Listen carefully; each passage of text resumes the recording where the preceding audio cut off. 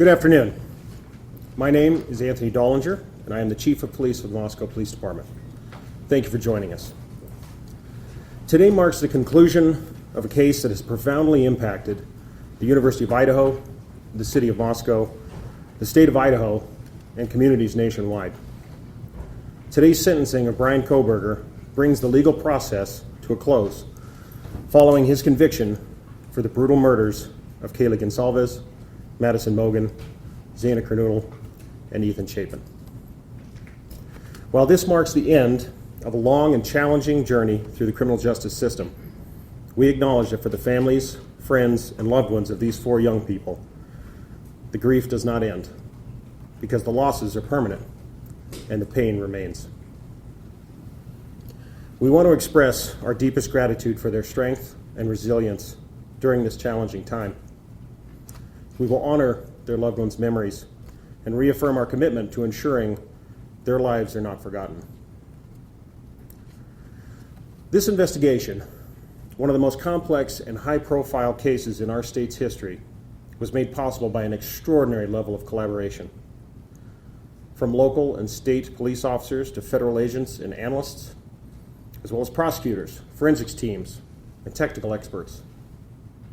It also took immense courage, patience, and resilience from a grieving community whose role was invaluable. From the very beginning of this tragedy, Moscow Police Department and our law enforcement partners never lost sight of the mission, which was to bring justice for the victims and their families, and to hold accountable the person who committed these horrible crimes. Despite the complexity of this case, our team never wavered. They never gave up, and we completed the mission. During this investigation, I was fortunate to witness the level of professionalism, expertise, drive, and passion that each member of the investigative team brought to the overall effort. And it was truly awe-inspiring. To all who came to our aid and assisted in this immense undertaking, I cannot express my gratitude enough. We are forever thankful.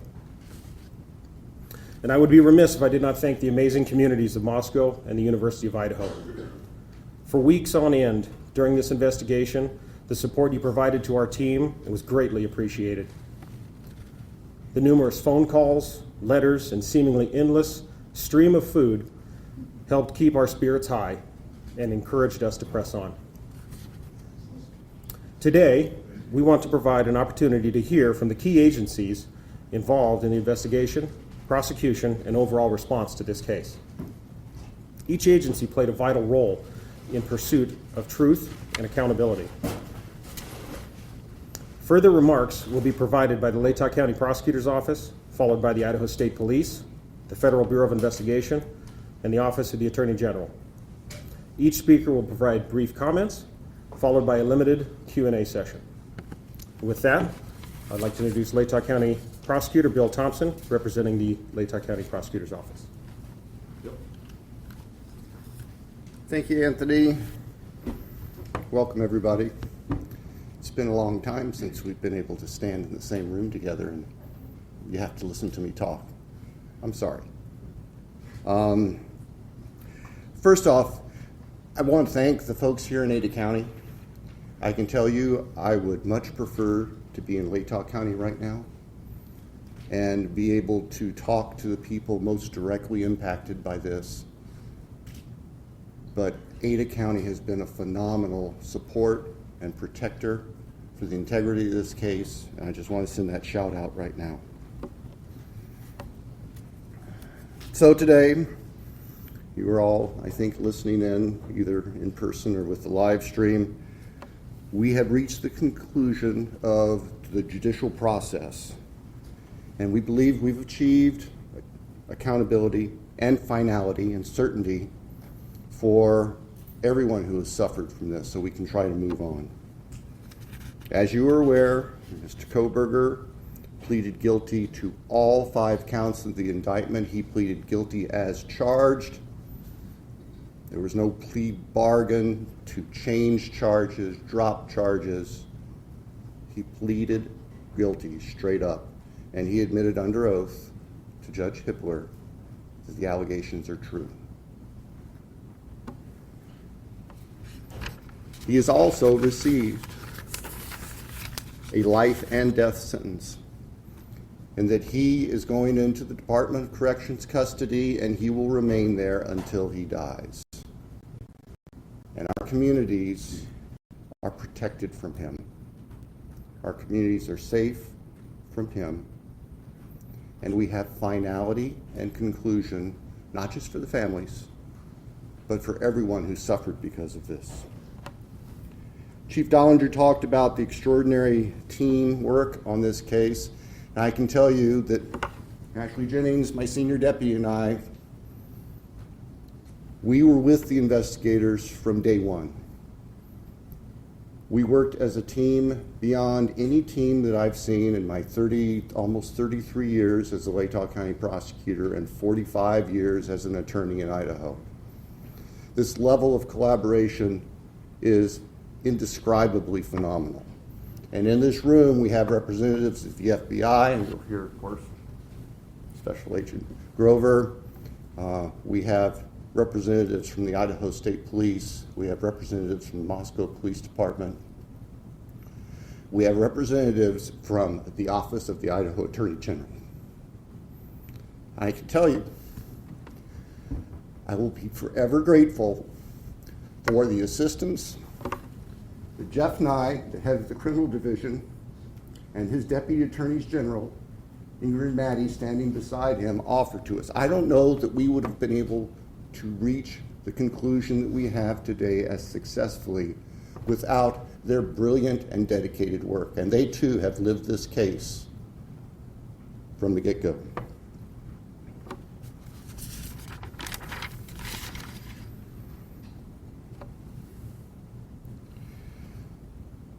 Our hearts and prayers go out to the families, not just the immediate biological or legal families, but the university family, the 1122 King Street family. You all saw the group picture, and you've seen that group picture so many times over the past 2.5 years.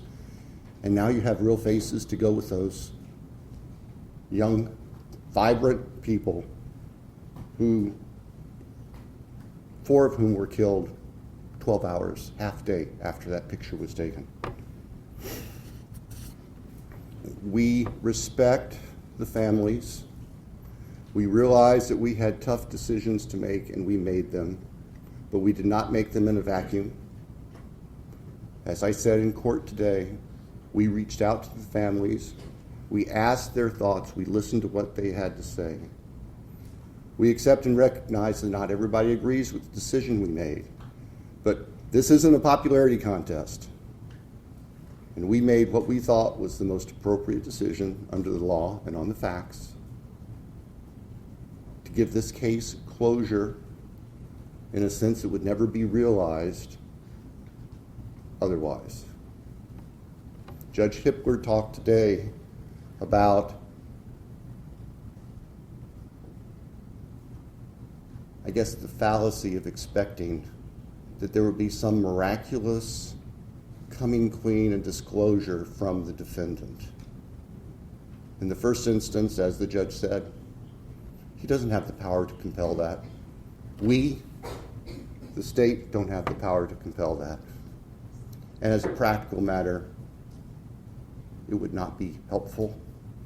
It would give him a forum to share whatever he thought to control the dialogue. Not going to happen to our victims. We can't allow that to happen.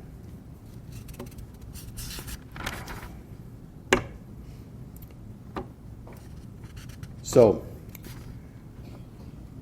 I'll say this with caution. I look forward to your questions. I will be perfectly honest with you. I will answer them as best I can. If I can't tell you the answer to something, I'll tell you that. And I ask for your assistance and your respect as we walk through that, because there are still people who are suffering, and I'm not going to victimize families. I'm not going to victimize the deceased again. And I'll just tell you that if we get those sorts of questions. So we'll get to that in a little bit. Right now, what I would like to do is hand the podium over to Colonel Bill Gardner from the Idaho State Police so he can share his agency's perspective on this. Thank you. Thanks, Bill. Good afternoon, everyone. I'm Colonel Bill Gardner, Director of the Idaho State Police. To the families, your courage and strength throughout this painful process, it indeed kept us moving forward. Your strength, and particularly your love for one another, was inspiring, and it motivated all of us. You've carried a burden no one should ever have to bear. This investigation demanded the very best from everyone involved. Crime scene teams, forensic scientists, intelligence analysts, and investigators answered the call with professionalism, precision, and resolve. They did not do it for recognition. They did it because 4 innocent lives were taken, and the victims and their families deserve nothing less. It is clear this case required a team approach. Not only did the Moscow Police Department, the Latah County Sheriff's Office, the Idaho State Police, and the FBI come together quickly, but others provided significant assistance behind the scenes. I'd like to highlight a few of those. I personally want to thank Colonel Paris of the Pennsylvania State Police. Once this case moved across the country, the Pennsylvania State Police went out of their way to provide resources and support while our people were on the ground there. Also, it's important to note that from the moment this case began, Governor Little was fully supportive of the investigative process. He provided funding and support to make sure the job was done right.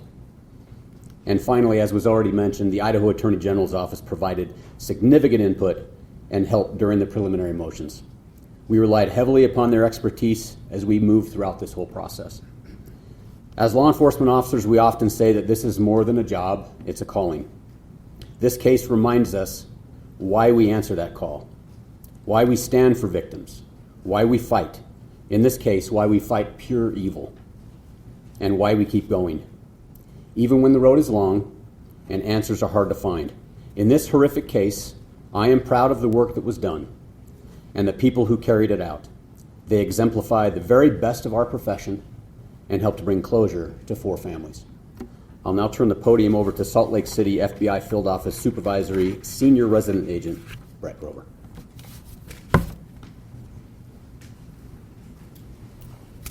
Good afternoon. My name is Brett Grover. I'm the Supervisory Senior Resident Agent in our Coeur d'Alene office of the FBI, which is part of our FBI Salt Lake City division. On behalf of the FBI, we offer our deepest condolences to the families of Madison Mogan, Kaylee Gonzalez, Xander Canoodle, and Ethan Chapin. The culmination of this case was a long time coming, and we hope the victims' families and friends have some sense of peace in knowing that Bryan Kohberger is being held responsible and accountable for his heinous actions. The FBI is proud to have supported the Moscow Police Department in the state of Idaho with the investigation and prosecution of this case. Countless hours have gone into this investigation. The FBI dedicated significant resources to include digital and forensic analysis, intelligence support from our folks at FBI headquarters and field offices around the country, and victim services which continue to this day. Today's sentencing also demonstrates how the responsible use of investigative genetic genealogy, or IGG, can transform a crime scene into accountability and closure. The IGG process involves the use of DNA analysis combined with traditional genealogy research to generate investigative leads for unsolved violent crimes. In late 2022, IGG provided a crucial investigative direction for investigators working this case. But I want to be clear, IGG was just one tool that led us here today. It's a powerful complement to the core investigative work done by both the FBI and our partner agencies. The bottom line is that successful cases like this are about strong partnerships and a shared goal, the goal of keeping our communities safe and providing a measure of justice for the families of our victims. Thank you. I'll now turn the time over to the Attorney General for the state of Idaho. Good afternoon. I'm Raul Labrador. I'm the Attorney General of the state of Idaho. Today's a heavy day for the families who lost their children, for the community of Moscow, and for the entire state of Idaho. With the sentencing today, a painful chapter closes in one of the darkest and most heartbreaking moments in our state's history. We're here because 4 young lives were stolen from us far too soon. They were full of promise, They had dreams and aspirations, people who loved them, and communities that believed in them. Their loss is immeasurable. Their absence is felt every day, not only by their families, but by classmates, friends, neighbors, and all of us who came to know their names and their stories. There is no sentence that can bring true justice for this kind of evil. Nothing we do today can undo the heartache or fill the empty chairs at family tables. But today's sentencing ensures one thing, that the perpetrator will never again walk free. In fact, he will never harm another family. I want to extend my deepest gratitude to Prosecutor Bill Thompson,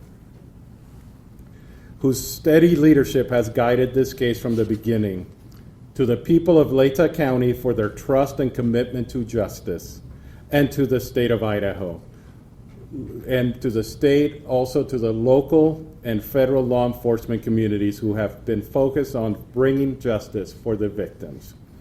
I also want to recognize Jeff Nye, who's the chief of my office's criminal law division, and the team of attorneys in my office who work side by side with local prosecutors. Their contributions were quiet but vital. They helped protect the grand jury's work. They pushed back against legal challenges and successfully defended the use of advanced forensic tools that helped identify Kohberger. These were groundbreaking legal efforts done with resolve, with care, and in the name of public safety. Their outstanding legal work spared the families and the public from a drawn-out, painful trial that would have reopened wounds and prolonged the family's agony. When I became the Attorney General 2.5 years ago, I interviewed Jeff Nye. He was not the chief of the criminal division at the time. And I asked him if there was anything he would change in the office of Attorney General. If you get to know Jeff, he had a long list. It was a very long list of things that he would change in the criminal division. But the first thing he talked about was the fact that our office was not helping local prosecutors with their prosecution. It was a take it or leave it kind of approach, that we either took the case and handled all the matter, or we did nothing at all. And he said that there were important cases where we could actually assist in the Office of Attorney General. It's one of the reasons I hired him to be my chief of the criminal division, and I think today culminates the wise decision that he had to make those changes and the important change that we made in the office. This moment didn't come easily. It was the result of tireless effort, careful preparation, and unwavering pursuit of the truth. Behind the scenes, our legal teams worked diligently to defend dozens of legal challenges. Their efforts not only helped ensure a just outcome, they also spared the families and the community from the painful trial and endless appeals that would have reopened deep wounds. To the families of Madison, Kaylee, Xana, and Ethan, no words from any of us, no legal ruling, and no sentence from a judge can heal what you've endured. But I want you to know this. My sincere wish is that you have not carried this burden alone. Idaho grieves with you, Idaho stands with you, and your children's names will not be forgotten. We honor them not only with our words today, but with our commitment to protecting others in their memory. I will never stop fighting for the people of Idaho, and I thank every single member of this community who has just reached out to the families and supported them. And may God bless the souls of the victims and the families who have suffered. Thank you. Now we will transition into our question and answer phase. Joining me at the podium will be Bill Thompson from the Prosecutor's Office and the two lead investigators, Brett Payne and Darren Gilbertson. Just a couple of things before we begin. We recognize that everyone has a lot of questions. We're going to try to do our best to get to as many as we possibly can. Also, keep in mind that there are still some things that we are unable to talk about because of either privacy interests for the victims and their families, and or they are under seal currently in the court. So if those items do come up, then that will certainly be the answer that you will receive. And to keep this sort of orderly, I will try to be the one to point out who's got their hands up. Right there. Chief Dollinger, Yes. Dana Rowley with Crime 2 in Spokane. What more can you tell us about the released documents that the police department is working on putting online, and what can you expect from that? Certainly. As we put out in that press release, I hope everybody can understand the immense amount of information that's in this investigation is going to take a lot of time to prepare. It has to be gone through legally to be redacted or figured out whether or not it can actually be released. So I did get word today. It sounds like our website will be going live hopefully this afternoon. There should be another press release coming out in the next few hours to show that website so that people can start accessing that. Initially, what is going to be on there, and certainly this is just for the Moscow Police Department because we're only the holders of our records, but it will be all of our police reports from this investigation, so just the documents there. They'll be redacted, ready to go, again, free of charge for the public. We want to be as transparent as we possibly can, so we wanted to get those out to everyone. Chief, from the very beginning, your department was saying this was a targeted attack. Can you now say who was the target and what's your evidence to show that? I'll turn that question over to the investigators to answer that one. Well, I think Darren and I have, the evidence suggests that there was a reason that this particular house was chosen. What that reason is, we don't know. We don't know who the target was, and we're not going to speculate on that up here today. But we can tell you that for whatever reason, Mr. Kohberger chose that residence. Perhaps it's the location, layout, we don't know. But that's, to the best of my knowledge, that's what that statement likely led to. During the Haley got third page view, there was a social media account that surfaced that has long had speculation that it was Bryan Kohberger. Can you talk at all about the Papa Roger potential connection, if any? Right. There was no connection. There wasn't at all. And we looked into every bit of it. We took a deep dive into it. We researched it. We utilized. It was not. It was not. Thank you. We can cut that off. Is it possible that there was a second murder weapon used, not just the knife? Is it possible? All the evidence shows and tells us that he used a knife, a K-bar knife, and that's a weapon we believe was used to commit all the murders. Here? It sounded like the Gonzalez family said that there was a second weapon that was used on Keely Gonzalez. Can you confirm that? Out of respect for the families, that's something that you'll have to get from them. If they wish to share that with you, it'd probably be through them, not through us. And one more question.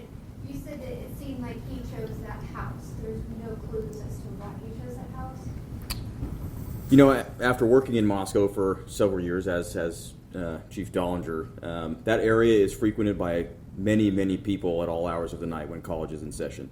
So what Darren and I have surmised is that perhaps it's the old hiding in plain sight. There's lots of people around. There's lots of vehicles around at all hours. It's not isolated where you'd be noticed. So that's where that comment comes from. It does, and though it doesn't make sense, and it's if you were in that neighborhood at all, it's a very complicated neighborhood. It's very closed in, but at the same time, there's everything from college kids to adults that live there, people that have full-time jobs, part-time jobs. So any one of us could come and go and fit in there. So, Front here. D.A. Thompson, during the plea hearing and then again today, it seemed like your voice quivered a bit when you were either putting up the photographs or mentioning the victims' names. I'm just wondering about the emotional toll, and I have one other question. Yeah, you're right. My voice was quivering. Y'all were in there. There was a lot of powerful emotion. The losses are almost indescribable. And maybe my filters aren't as good as they might have been 45 years ago when I started in this business. But I think you also saw that even Judge Hippler was affected and impacted by this. There is no easy way to remain stiff-lipped and dry-eyed through this kind of tragedy. There just simply isn't. I'm sure you're not aware of this yet, but there was a photograph where they zoomed in on a picture that Bryan Kohberger had on the defense counsel table, and it was an image of a black heart. I don't know if you've heard this or if you've seen the image. Hearing this, your thoughts? First, I've heard of it. first I've heard of it. There is something I need to say, though, real quick. This is the product of, I'm sure I'm getting old in my failed memory, but there's one other person I need to recognize, and this is very important to us because this was a key person that was going to take us through trial, and that's Josh Hurwitz, the former United States Attorney for the District of Idaho who left office and voluntarily joined our office as a special deputy to help us.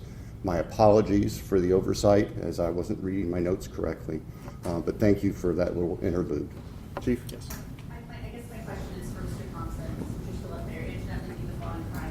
You said that, it was your decision to accept this plea agreement. It brings finality, people die in prison, but Corporal Payne just said they don't know who the target was and why he targeted this house. Was there a reason why, as part of the plea agreement, you didn't require Ann Taylor to have her clients sit down with you all and to answer some of these questions? I think that Judge Hippler addressed that today very, very well. Of course, Judge Hippler addresses everything very well, we've found. The law does not give the court or us the power to require a specific factual allocution. And just let me finish. And we recognize that. We recognize that we could have said, well, in order for us to move forward, we want a factual allocution. But I have to be perfectly candid.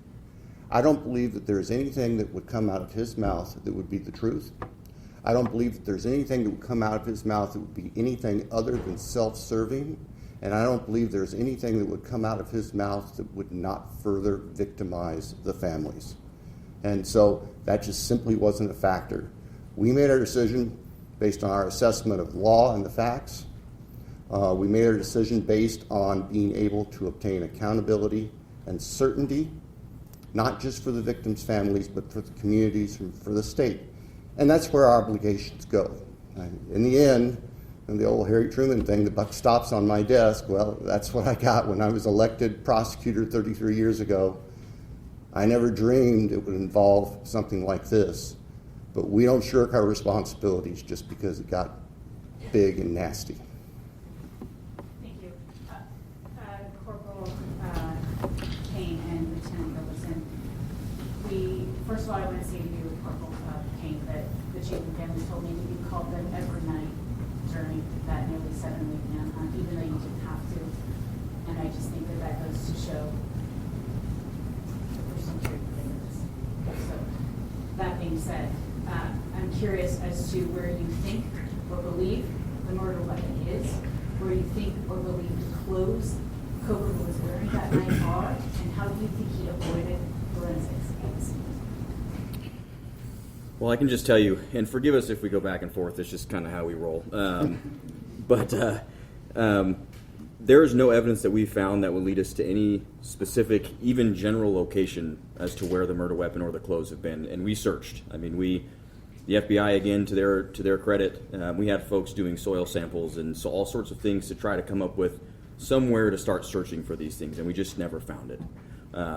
As far as the forensics piece, I'll let Darren speak to Yeah, that. and on the weapon, it wasn't a lack of trying. Everywhere that we had evidence of where he went, based upon phone records, based upon the evidence that we had gathered, we searched that. We went there. We did searches on the ground, in the water. We did searches. We sent soil samples to try to figure out maybe where a shovel had been used. So we searched everywhere that we possibly could, but the reality is we're looking for a singular small, it's not that small, but K-bar knife, and that's it. So it's endless of where it could have been, and we just were not able to find it. So what about the clothes and his ability to avoid forensics at the scene, in a murder scene where we now know Kayla Gonzalez was stabbed 34 times and then another victim was stabbed more than that? Right. So the reality is that somebody can carry this out and still not get covered in blood. That's the reality of it, and this does happen, and there's plenty of studies of that. And we've had some of the world's experts that we've asked those same questions because we've struggled with that. Why do we not find more here and there? And the reality was, if somebody has the training, if somebody has thought about it, if somebody wears the right type of clothing, that could be the outcome, and that's what we were left with. Over here. Gene Soros with CNN. Mr. Thompson, did you do psychological testing on Bryan Kohberger? Did that weigh into your decision to have a plea deal? And stabbings, multiple stabbings are very personal. How did you assess that mode of murder? I can tell you that psychological testing was done with Mr. Kohberger. The results of that do not rise to a defense to his conduct under Idaho law. The results of the various testing, most of it done by the defense or on behalf of the defense, it's also sealed by court order. So I can't speak to any specifics, but I can tell you, yes, psychological testing was done. I can also tell you that no, psychological testing or any potential psychological condition of Mr. Kohberger, that did not play a role in our decision. Bill, does it have any bearing on where he will be placed or housed? Where Mr. Kohberger, where the defendant is going to be housed, is going to be up to the Idaho Department of Correction. And that could very well change over time. And the reality is we will know about it after it happens. Over here. Did you monitor Mr. Kohberger's communications while he was incarcerated? And did he say anything that was helpful or gave you any insight as to why he did this? Yeah, we did monitor it, both while he was housed in Latah County and then once he was moved down to Ada County. We have hundreds, thousands of hours of monitoring that was done, but there was nothing of evidentiary value that was gained from any of it. Will you be releasing those conversations? That's a good question. It's my understanding that the jail will not be releasing things that involve personal conversations with third parties. That ultimately would be a decision because the recordings are in possession of the two correctional facilities or detention facilities. But I'm pretty certain Latah County Sheriff's Office policy does not allow for that, and I would guess Ada County is similar. You can ask them. Back here. Thank you. Greg Fisher with CBS News 48 Hours. Was there any evidence that Kohberger was following the social media of any of the victims? So, trust us, we wanted that to be the case. We've looked for a link, and we have not found one. Not one. Yeah, through the entire investigation, I think that's something that we need, that you want, is to help to understand this and say, well, what's the connection? What was the link?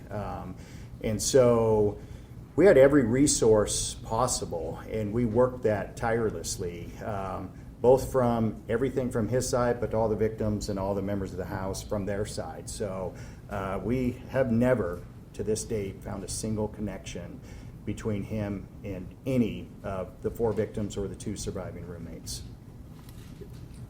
Michael Ruiz from Fox News Digital. My question is for the investigators. You guys are going through this case. You got a lot of evidence about his background, his education, his training. You said earlier you couldn't identify a reason the house was targeted. Do you have a motive for this? We don't.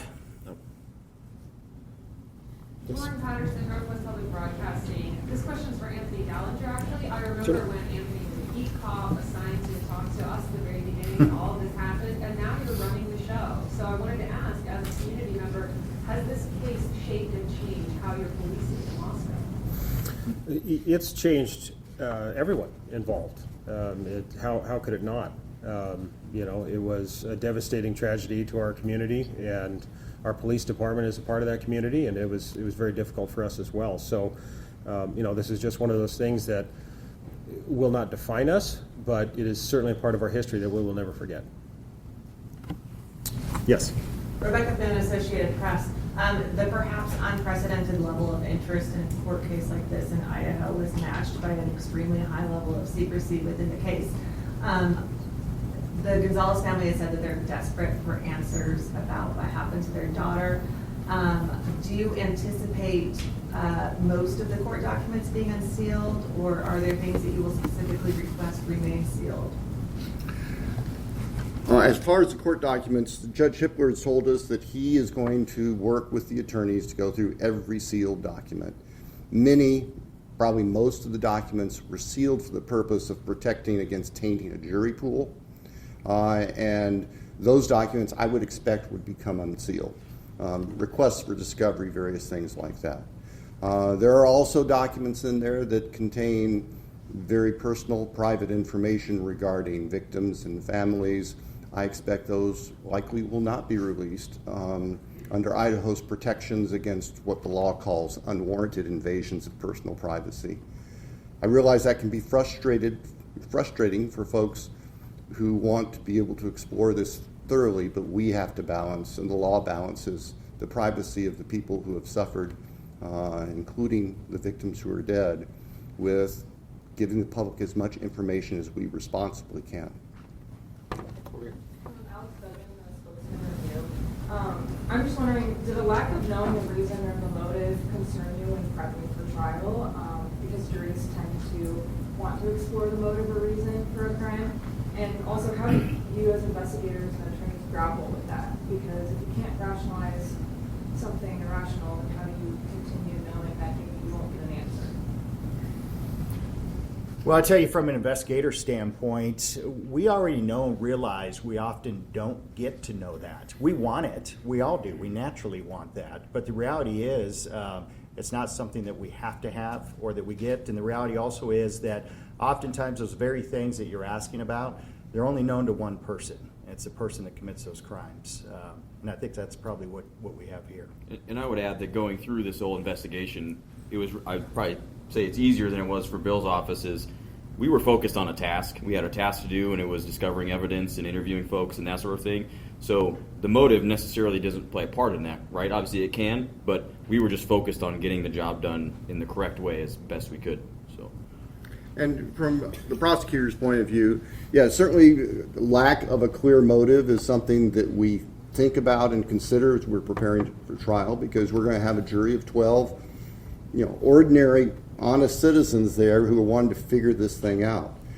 But we also, and I've also found that juries tend to follow the law, and even jurors who come in with strong feelings, they tend to follow the law that the judge gives, and there is no element of motive in Idaho law for murder.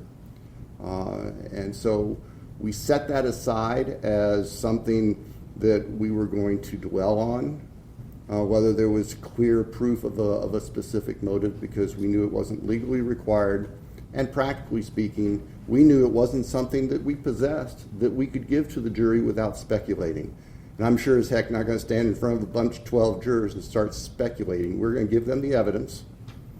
And the evidence in this case, what you heard at the time of his guilty plea back on the 2nd, that evidence was compelling, and it showed his guilt without having to worry about motive in a human sense.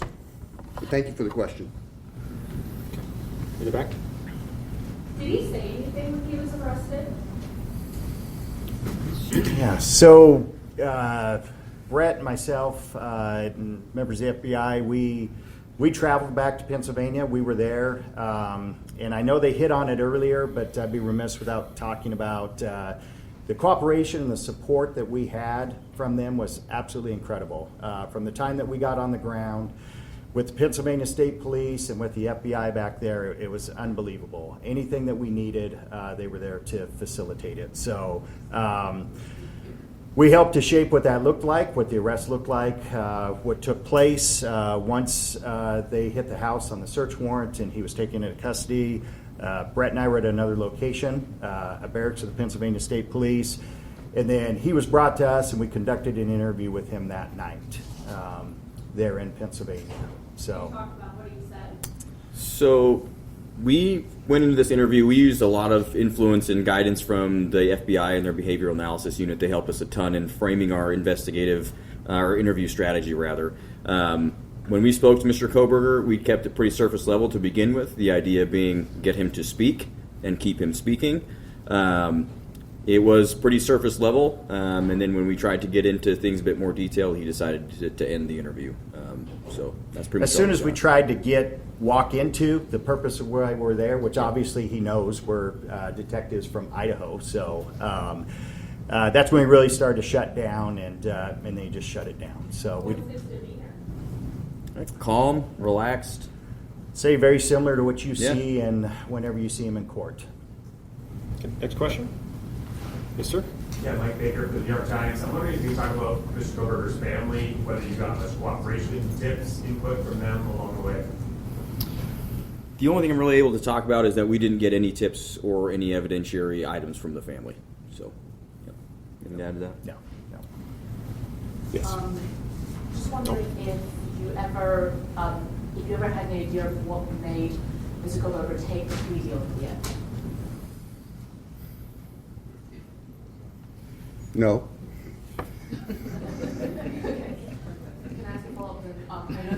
That was a short answer. You probably have time for a short follow-up.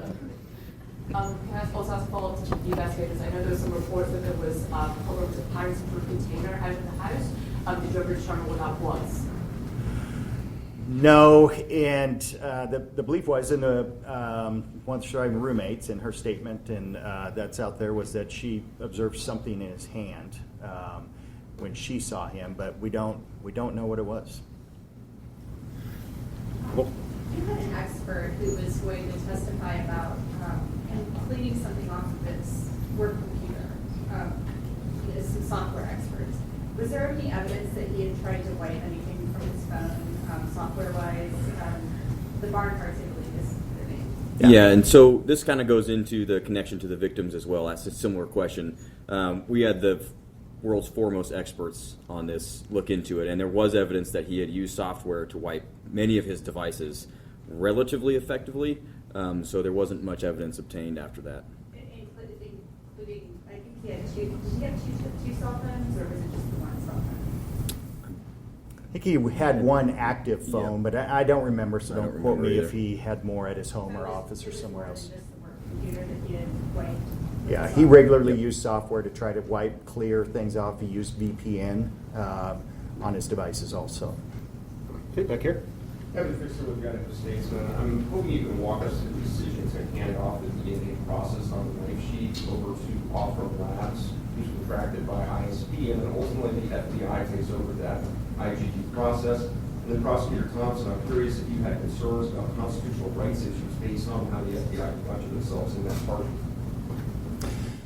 I'll start, and I'll just speak briefly to, when we were notified that we had a DNA from the knife sheath, and it was a single source male DNA, touch DNA, then we knew that we had capabilities to take that further. So you're correct, the Idaho State Police has a contract with Othram Laboratories in Texas. So we flew that over there, and they started the process of working that in what was the beginning of the IGG process. And at some point during it, we were working with the FBI, which we did closely throughout the entire case and every aspect of it.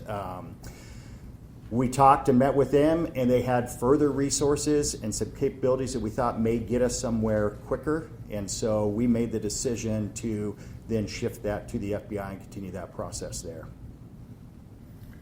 And as to your question about legal concerns, my simple answer is no. I didn't have legal concerns about how the FBI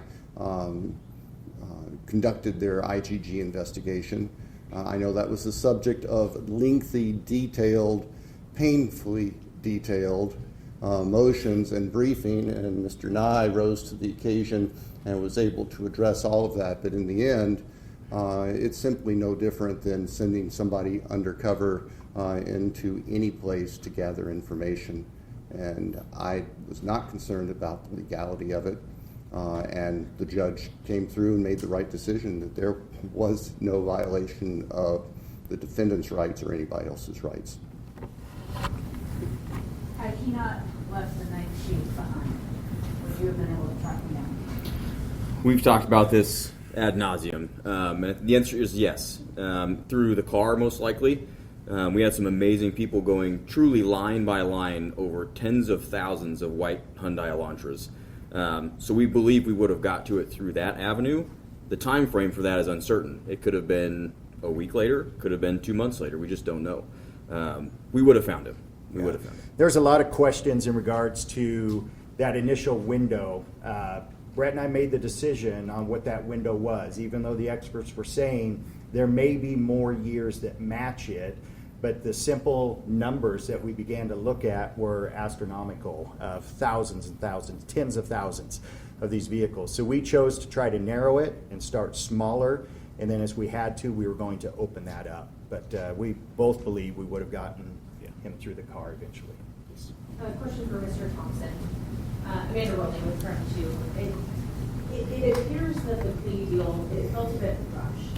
So the question is, why did it happen so quickly, considering some of the families were against it? And also, the Mogan family at the plea hearing mentioned saying that this is the best possible outcome. I'm just wondering, do you agree with that, or would you like to see a different outcome? Well, I think we agree with the Mogan family. Our decision was that this is the best possible outcome, all things considered, and factoring into that the defendant was prepared to plead guilty as charged. Now, if that hadn't been a factor, we'd be picking a jury for trial starting right now, or starting this week. What was the first part? Why was this such a quick? It felt rushed. So why did this happen so quickly to the family? No, I hear you. The process moved quickly. There was no doubt about it. And like I outlined for the court earlier today, things changed dynamically the week following the June 18th hearings on the defense motion for a continuance and the alternate perpetrator motion, where Judge Hippler made it very clear that the defense was not going to prevail on either of those. And so the reality of trial was there, and there was nothing else in its way. We were continuing to prepare for trial. We had been doing that for months, and as I mentioned, that's me bringing Mr. Hurwitz in to help us because the Attorney General's office was not able, with the manpower, to help us all the way through trial. We were ready to go. When we were approached by the defense about the possibility of a plea, our first question was, is your client prepared to plead guilty?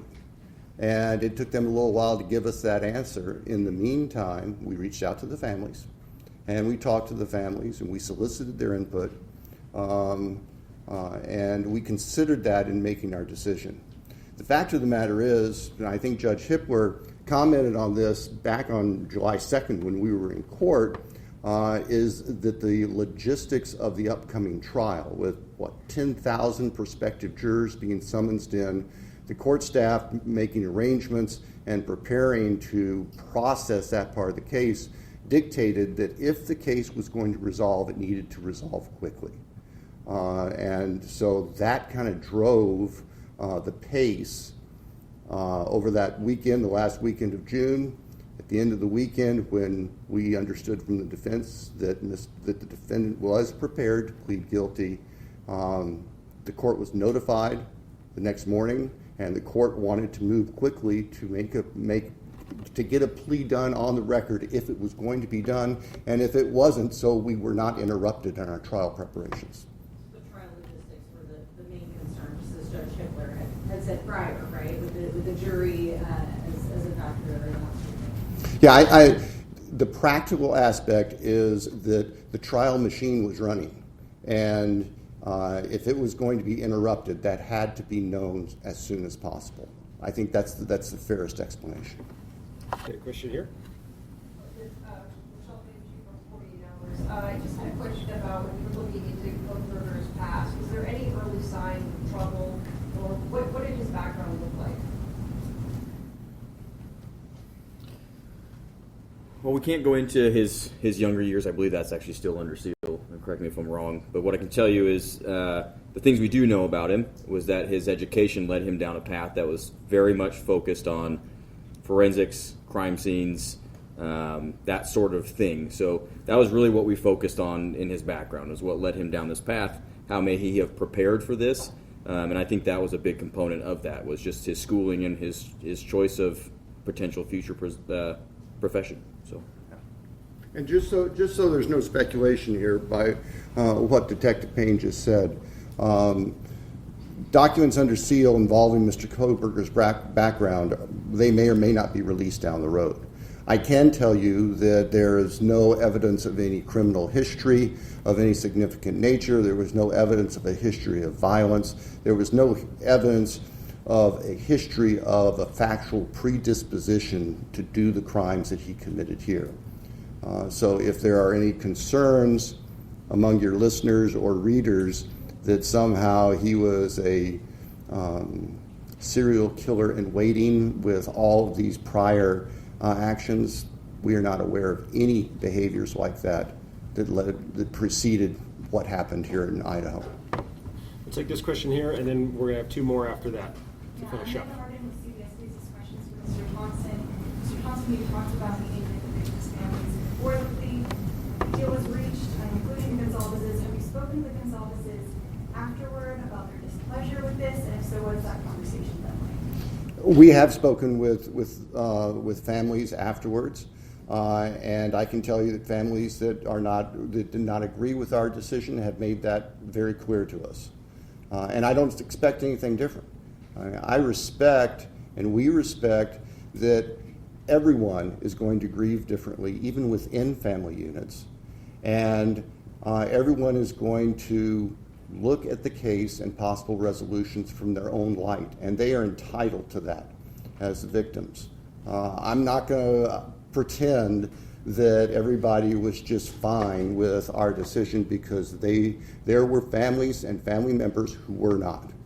And we accept that. We recognize that. It's just a fact of life. Two more questions? We haven't called on you yet. It was stated earlier that the target is unknown. However, it's been speculated that the convicted may have encountered Maddie while she was serving at the Maddie Greek restaurant due to the vegan menu options. When the digital data was analyzed, were there any location pins or any information there that could have connected him to where Maddie worked? No, there wasn't. Like I said earlier, we wanted that. We looked for it in every possible way, digitally, financially, physical location, anything you could think of, anything that we thought, where is the connection, where's the overlap, and we searched tirelessly and never found it. Was at that restaurant. I can't say that he was never there at all, but we never found any evidence at all from interviewing everybody that we possibly could, talking to every person that would have that information to be able to show that he was there or that there was a connection through the restaurant.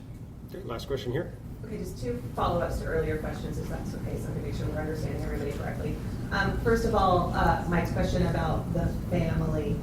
You said that you didn't get any evidence from the family. Was there any hindrance of the investigation from the family? And was there any specific evidence you were hoping to get?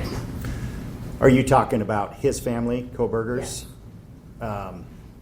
There was not any hindrance, anything, nothing that impacted us carrying out the investigation. Great, thank you. And then the second follow-up, when you mentioned, like, obviously he followed this line of interest in his studies, did anything in your investigation indicate that that was chosen as part of a planning process as opposed to just an area of interest?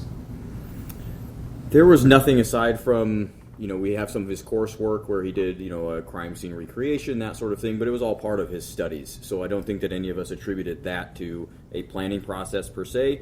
Certainly it was a learning process, but whether or not it was a planning process ahead of what he did, we'll probably never know that. Yeah, and I would say we didn't find anything that would be any different than a student similar, a different student in the PhD program. Gotcha. So then I'm understanding that the planning process, that your investigation turned up, if it was part of the plan, was maybe that purchase of the K-Bar knife on Amazon would have been the first, I guess, step toward. Yeah. Did he plan it? Did he buy it with the purpose of that? Is that what you're asking? Yeah. And we don't have know. anything to show or prove that he did that. Thank you. Well, thank you all. That concludes our Q&A section today. Hopefully we've tried to get as many of you folks' questions answered as possible. I'm sure you're going to have further questions. And certainly the question was already brought up about public records requests. Just keep in mind that if you're looking for those in the future, you will need to go to each individual agency or entity that has the keepers of those records. So just to reiterate, the website that the City of Moscow is going to be putting up hopefully today, that will only be Moscow Police Department records, and those will be our police reports. So we understand that this case has captured the attention of literally the world, and today's news conference was not held to relive the tragedy, but to honor those lives that were lost, to acknowledge the conclusion of this legal process, and to reinforce our wavering commitment to justice, a commitment we share with you. I want to take a moment to thank the members of the media here today. We understand that you do have a vital role in helping the public comprehend the intricacies of this case, and your continued professionalism in covering this emotionally charged and complex case is appreciated.